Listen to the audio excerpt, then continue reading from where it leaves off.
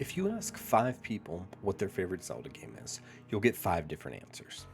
And that's because the Zelda franchise is just that good. Not to mention that there's a whole contingent of people that think Ocarina of Time is not only the best Zelda game, but the general best game of all time, which is kind of crazy.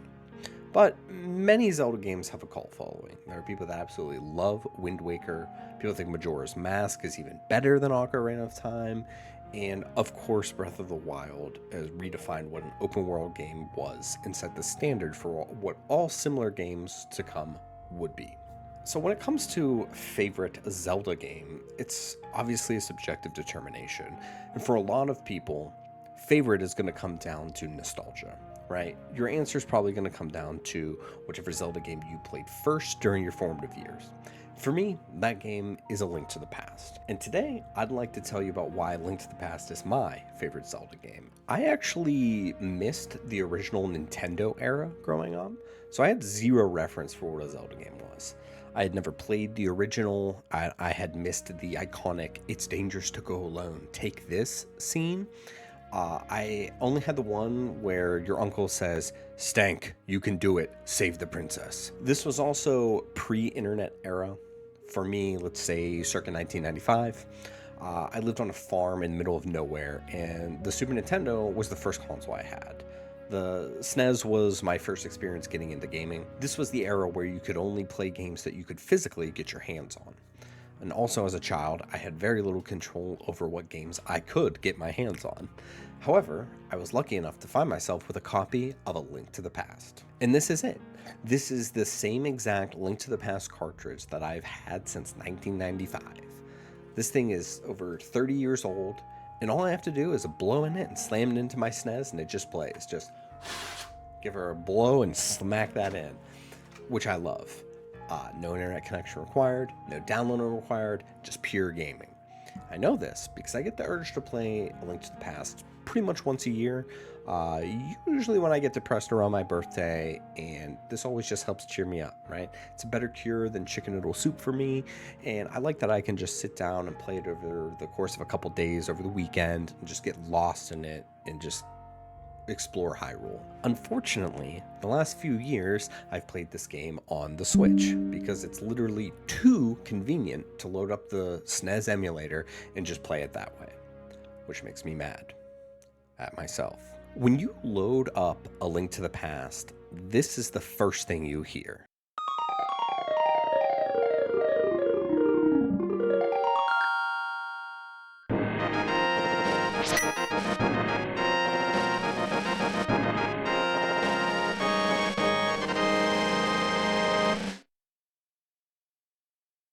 And from that first track, you know you're getting into an epic adventure immediately. It just hits so hard.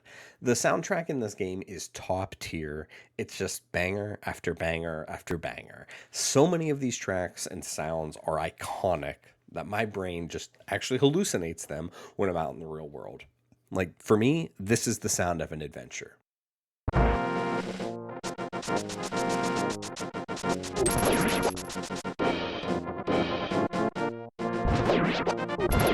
This is the sound of discovering a secret. And this is the sound of a boss fight.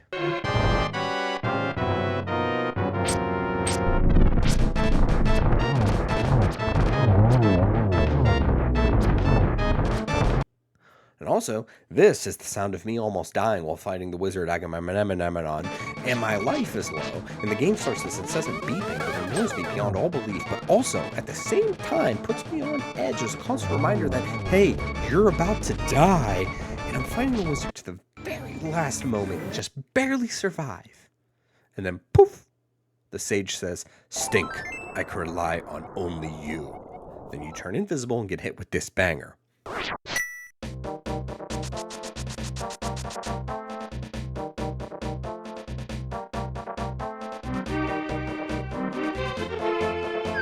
Even now in 2025, which is 34 years after this game's release, mind you, this game still holds up. I think even if you've never played it and have no nostalgic connection, you would immediately see the DNA from this game that is perpetuated into modern games. like the concept of collecting 4 heart pieces to get a full new heart to add to your permanent life meter.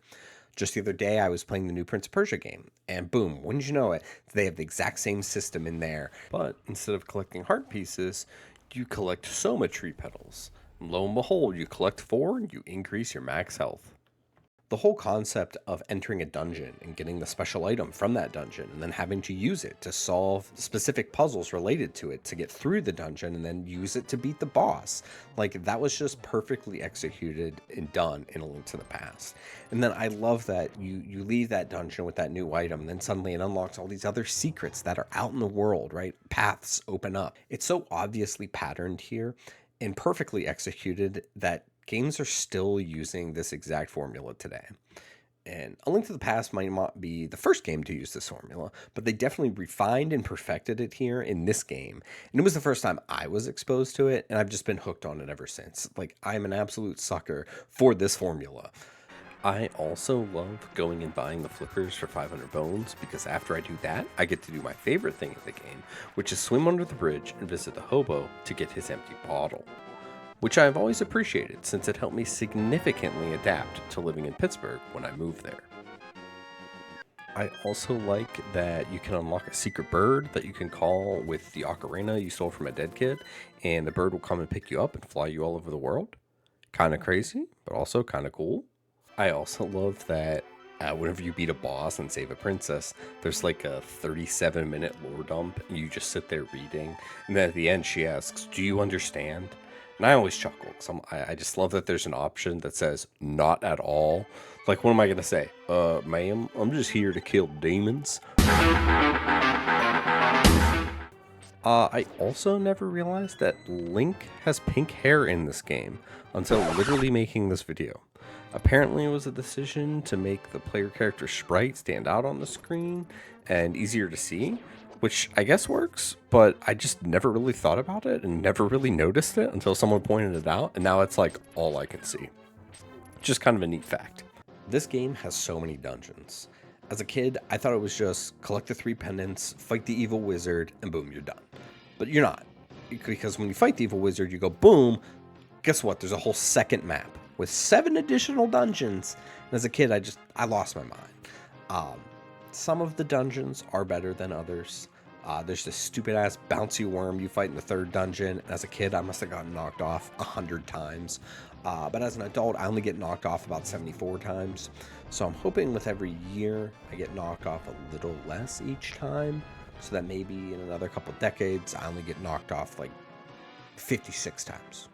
I also very distinctly remember as a kid losing my mind when this stupid monkey tried to extort me to get into this dungeon. I can't explain to you how much that annoyed me as a kid. I was like, this monkey is just taking my money for no reason. I wanted to shoot him. But as an adult, I understand the hustle. The standout dungeon has to be the ice cave, which is like a water level but colder.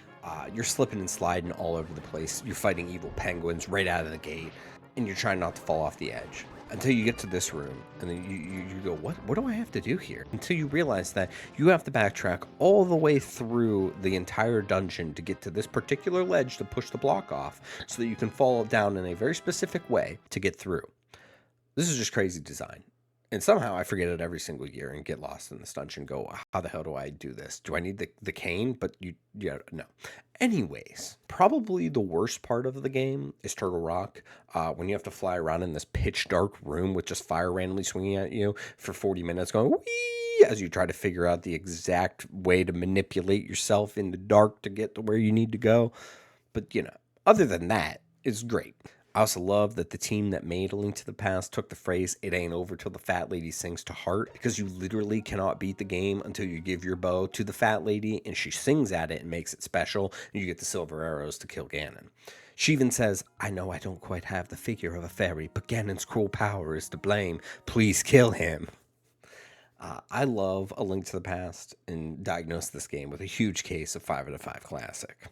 But you tell me. Am I crazy? Am I blinded by nostalgia? Do you like A Link to the Past? If not, what's your favorite Zelda game? So thanks for sticking around to the end of the video. Appreciate you listening to me ramble, and I'll see you in the next one.